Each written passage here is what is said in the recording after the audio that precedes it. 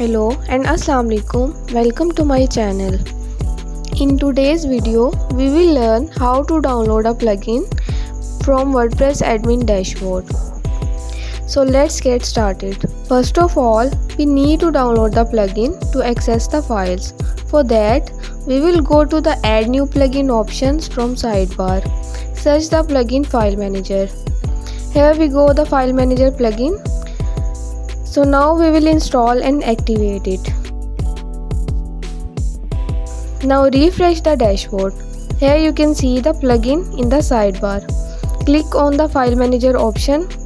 Here you can see the cPanel like interface will be open. You can download themes, files or any plugin you want.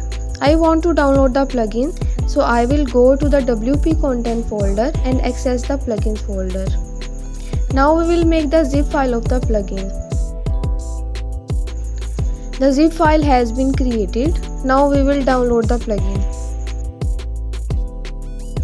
You can see the plugin is started downloading. This is the easiest way to download the plugin directly from the WordPress admin dashboard if you do not have hosting access.